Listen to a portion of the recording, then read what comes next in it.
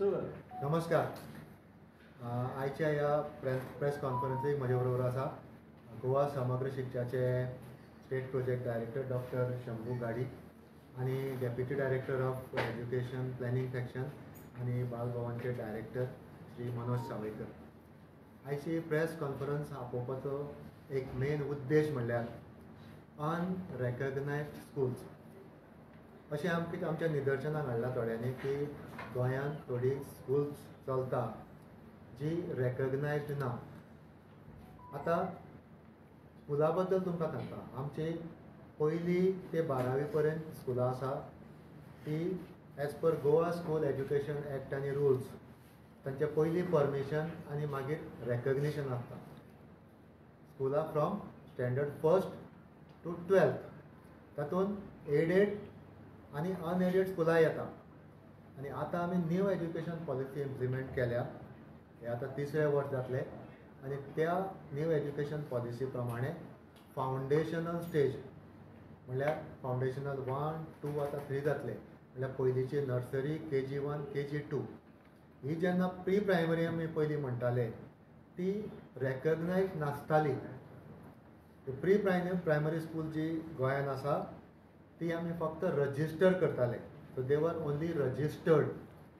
आतां ते नॉर्मल स्कुलिंगा भशेन जाल्ल्या कारणान ही प्री प्रायमरी स्कूल जी आसा नर्सरी, KG1, KG2 हांकांय रेकग्निशन घेवचें पडटलें.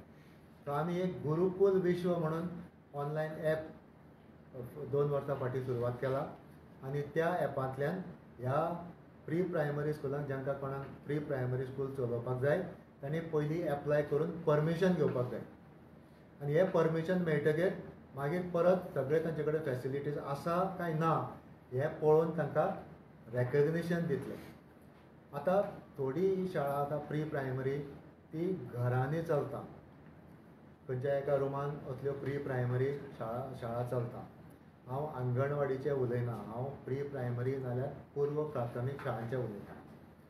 आनी पेरंट्स भुरग्यांक त्या असल्या शाळांनी जांकां गव्हर्मेंटाचे एज्युकेशन डिपार्टमेंटाचे कसलेंच परमिशन ना थंय धाडटा.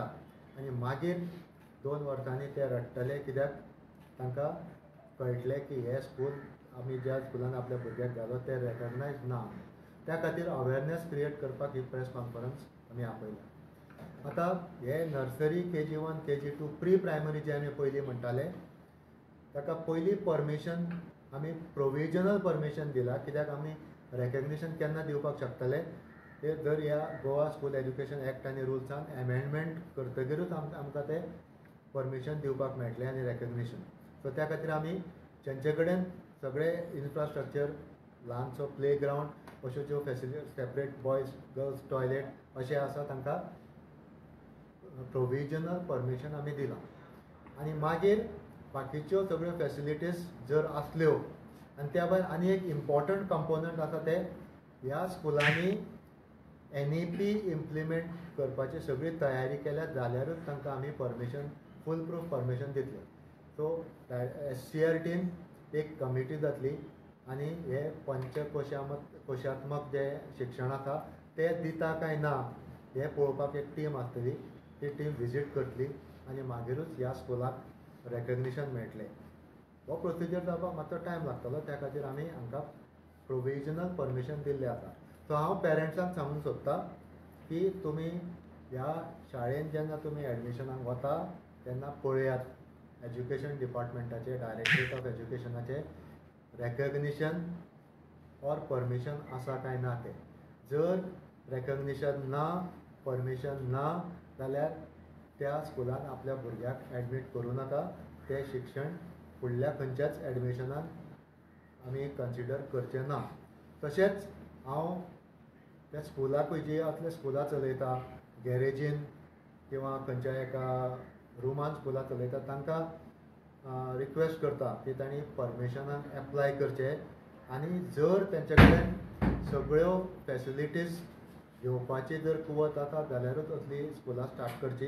कित्याक फुडें नाल्यार तांचेर जर सगळ्यो फॅसिलिटीज दिवपाची पॉसिबिलिटी ना जाल्यार त्या भुरग्याचे भवितव्या कडेन ते खेळटा अशें आमी धरतले. सो हांव सगळ्या असल्या स्कुलां चलयता तांकां रिक्वेस्ट करता की जर ते इल्लिगली स्कुलां चलयता जाल्यार तांणी ते बंद करचे.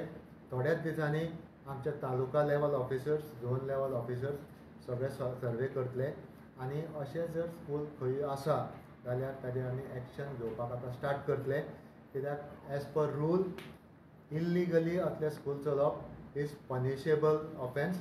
ताका फायन आसा, 50,000 पर्यंत रुपयाची फायन आसा. आनी जर आमी सांगले तरी आसतना स्कूल चलयले जाल्यार एवरी डे 10,000 अशी ती फायन आसा.